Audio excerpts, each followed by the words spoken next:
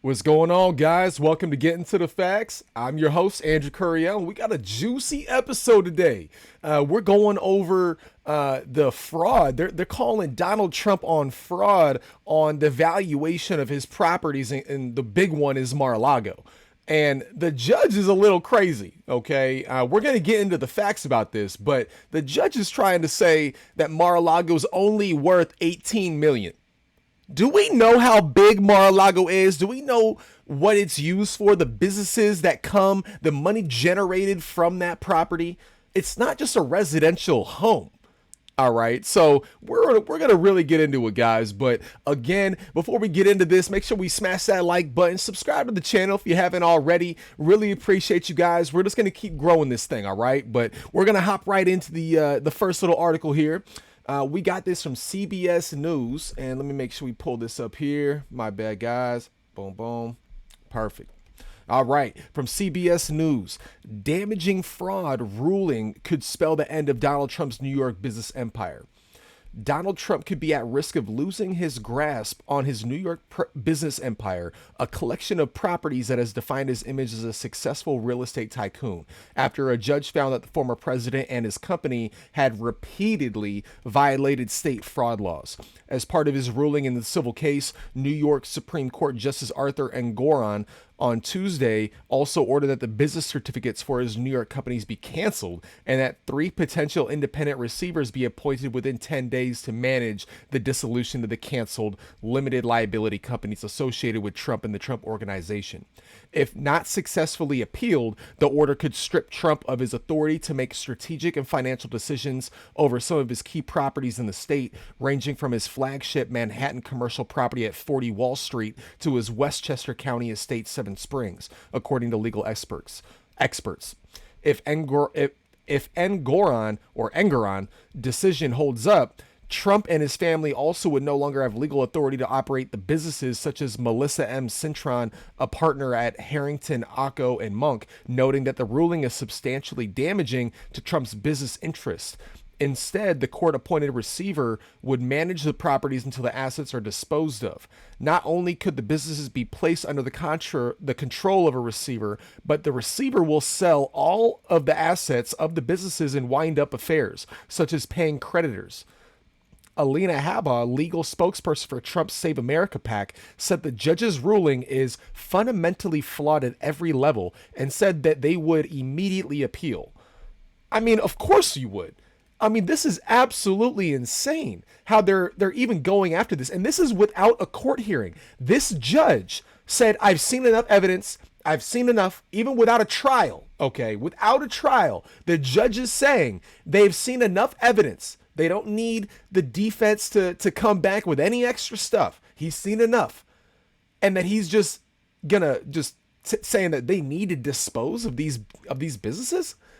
This is absolute insanity. Guys, if I'm telling you, if they can do it to him, all you got to do is go against the establishment and they will tear you to shreds as much as possible. This is absolutely ridiculous. And I don't care if you like Trump. I don't care if you hate him. You should not want this happening, because if this means that they will stop at no length to get rid of you if you pose a problem to the establishment.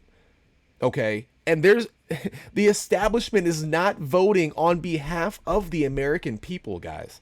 They're just not. And if you're in favor of the federal government going after with no actual trial, just the judge just stamps it, boom, I decree that this does not, that you're going to have to get rid of these businesses, that you are no longer in control of these properties. You are out of your mind. Out of your mind. Okay? I mean, guys, like, what the hell is going on here? And then just to go down here, let me see. Oh, yeah, this is the part about Mar-a-Lago.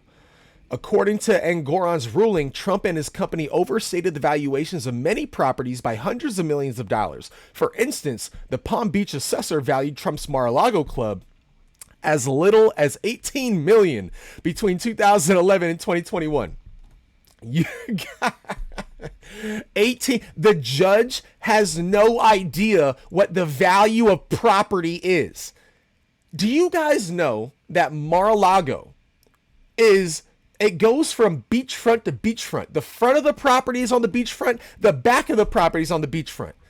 Guys, this property is not 18 million. And we're going to go into this, okay? It is absolutely insane that they're even trying to say, "Oh, it's only worth 18 million." Get the hell out of here, cuz you're not even taking into consideration the businesses and the money generated from that residence.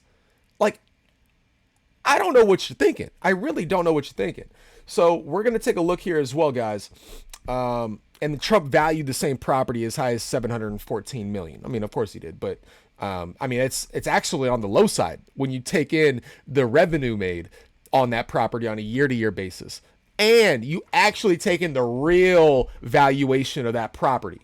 All right, guys. So we're gonna go into this here, and we got Zillow pulled up because we got to trust Zillow. Okay. Oh, whoops. All right, here we go. So Mar-a-Lago, okay, they're saying is 5,061 square feet. That's just the main building.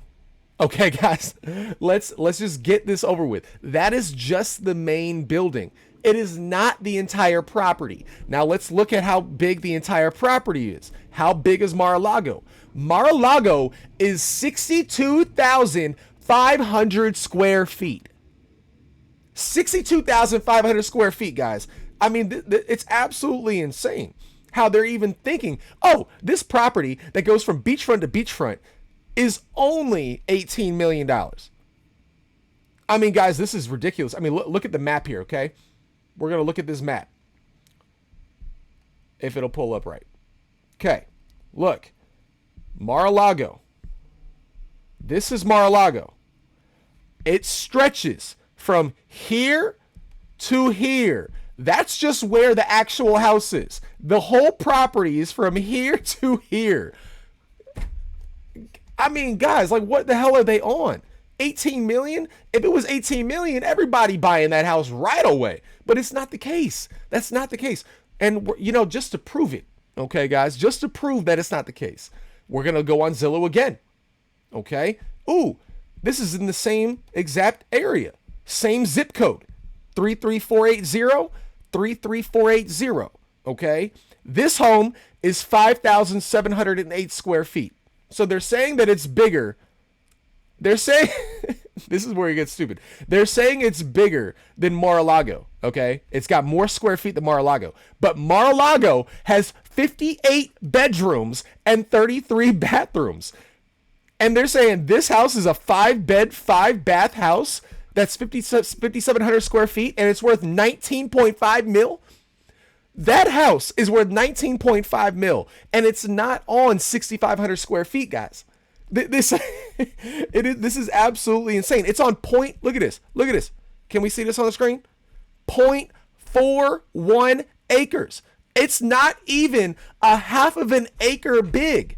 God, guys, right now, stop. This judge is so biased. Like, it's showing the average American how biased this judge is for even having the gall to say that Mar-a-Lago is only worth 18 million.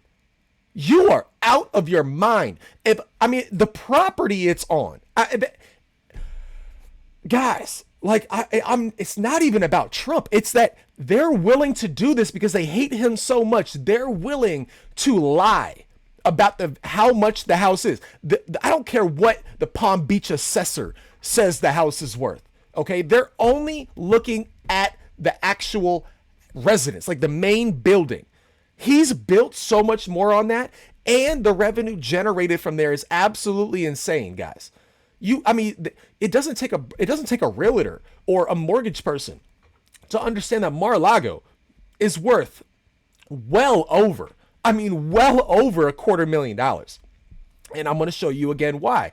We've already seen the difference here between this house that's 5,700 square feet on a less than a half an acre, okay, compared to this one that's 5,000 square feet with 58 bedrooms instead of 5 and 33 bathrooms.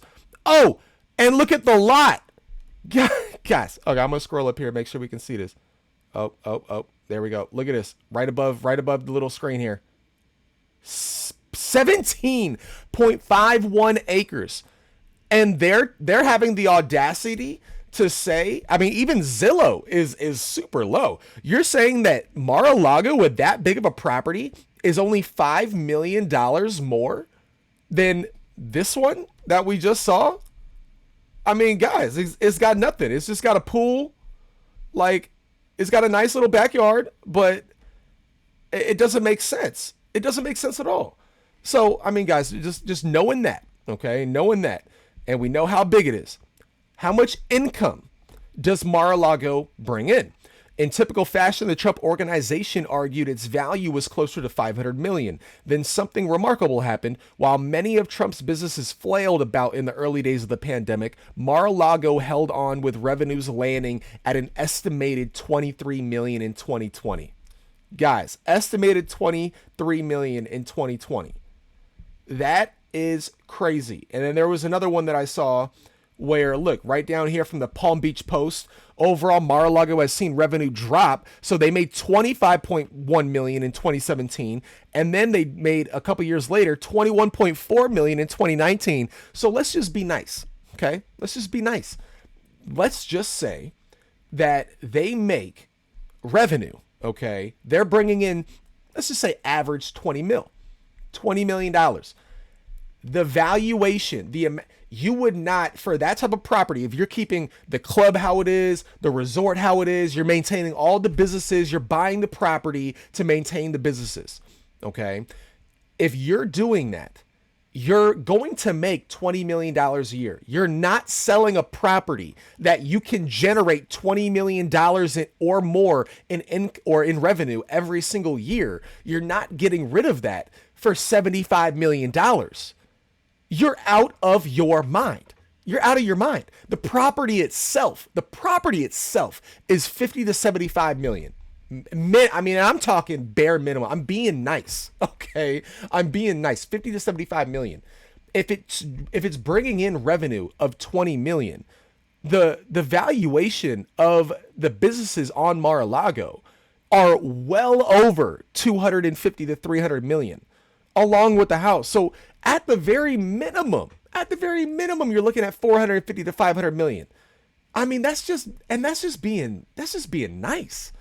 So, I mean, guys, like it's absolutely nuts how we're even having this conversation about this. I mean, for them to drastically say like, oh, Trump just completely put out these numbers. It has no meaning to these numbers.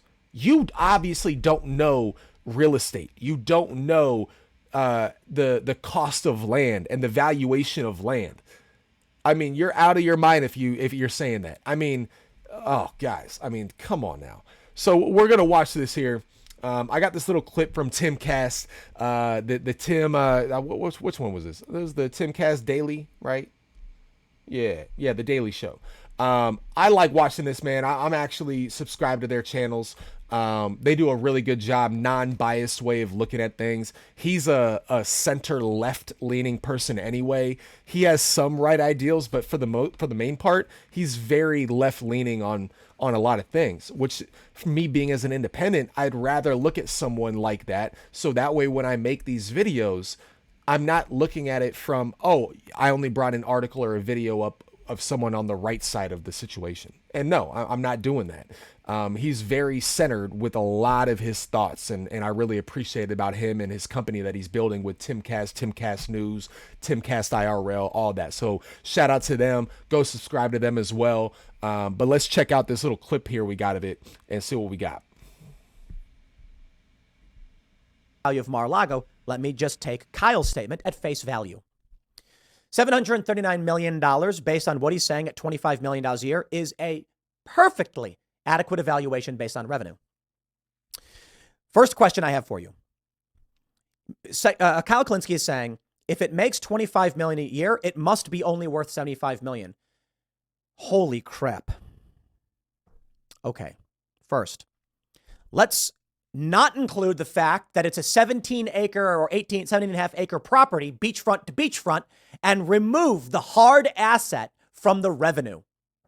Let's just ignore the real estate itself, Kyle, and talk purely revenue. Okay, first of all, a business evaluation does not just include revenue and speculation, it includes your hard assets. The value of Mar-a-lago as real estate, substantial. But let's just pause right there. Okay, let's operate under the assumption of Kyle's pure ignorance. Pure ignorance. And I hope Kyle sees this.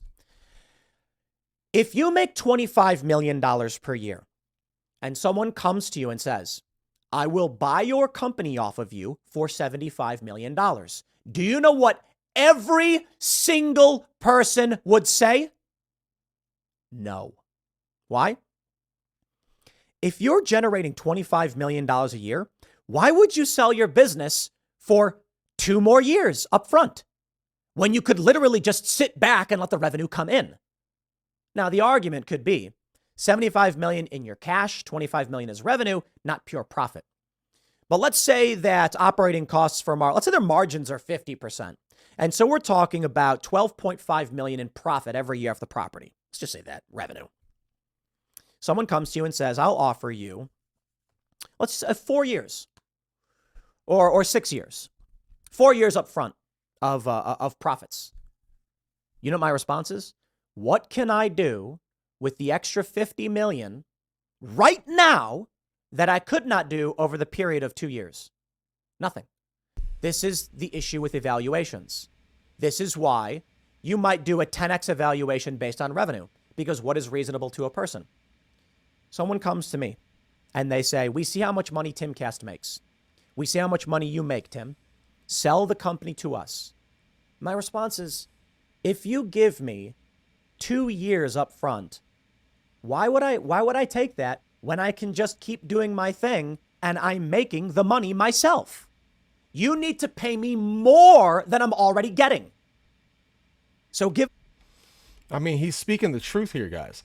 Like, you're an absolute idiot if you're valuing the property as at $75 million when the revenue is 20 to 25 million. You know his costs, because that's revenue, okay? That's not net income. That's revenue. But still, even with it being revenue, you take what? Let's say 20% operating cost. Even let's make it a quarter. Let's make it 25% out of 20 million. I mean, that's a $5 million operating cost. That's absolutely nothing. I mean, compared to how much money he's bringing in, that's a ton of profit. You're not going to get rid of that for 75 million. Not at all. Not even close. And that's just based on the revenue generated, not even on the value of the land, the value of the asset. And I mean, guys, there's no property in Florida, that goes from beachfront to beachfront. It's like the only property that goes beachfront to beachfront. So, I mean, I just don't understand how you think he's drastically overvaluing his property. And plus, he's not the one doing the valuation. It's the banks. They always send an adjuster out when they're giving out a loan. They're sending the assessors out. Like, when you buy a property, they're sending that out. And I just think it's crazy, guys. I just think it's absolutely nuts. And I don't know. It's just something that we need to not stand for, because I'm telling you, if they can do it to him, you just step out of line and they will take anything and everything that you own to make you shut up and fall in line. And that is making me realize that this government structure, the way we have it right now, we have so many corrupt politicians in office that they are no longer working for the American people. The way we had our Constitution and everything set up was to put restraints on the federal government so they can't overstep their power and do something illegal to an American citizen. And that is exactly what they're doing now. They're doing it now, guys. And it's just dangerous. And it's a precedent. If we do not wake up to this, we will not have a country like we know it very long at all. I mean, we just won't. So again, guys, I know we don't talk a lot about solutions, because it's not like I have all the answers to everything. I don't. But the one solution that I do have is we need to come together as citizens and realize what they are doing at the federal level They are trying to divide the average American person so they are not rioting all together as one big unit against the federal government, and they're bickering back and forth between races and between religions and between all of this blue and red. They're just, that's all they're doing. They're doing it on purpose, and we need to fight that as much as possible and bring common sense and logic back to the equation. Because guys, I don't want you to feel bad. I don't want anyone to feel bad. But feelings are just that, your own feelings, your personal emotions on a certain subject. We need to get that out of politics because we're dealing with too many people's lives to deal with emotions. We need to know facts, logic, and what can actually happen. Not, oh, you know, it'd be great if we had a pot of gold at the end of the rainbow. I mean, yeah, it would. It would be great if everyone was a millionaire. But it will never happen because it takes work and it takes sacrifice that a lot of people don't want to give up in order to get there. And that's just the reality of the situation, guys. So we just need to protect what we got and protect the ability for anybody, low income to high income, to be able to do what they want with their lives and work their ass off to create more value in themselves. That's what we need, guys. But I hope you guys like the topic. I thought this was a crazy topic. There's a lot of facts that we were able to go into regarding the property. I just thought it was absolutely outrageous how the judge just was like, oh no, it's only worth 18 million. Like even Zillow doesn't think it's worth 18 million, guys. I mean, come on. So, but again, guys, I hope you like the topic, but have a great rest of your day. What we on? We on Wednesday? Yeah, we're on Wednesday. So enjoy hump day. Get your rest of the week done. And I hope you guys have a great, blessed rest of your week. And I'll see you on that next video.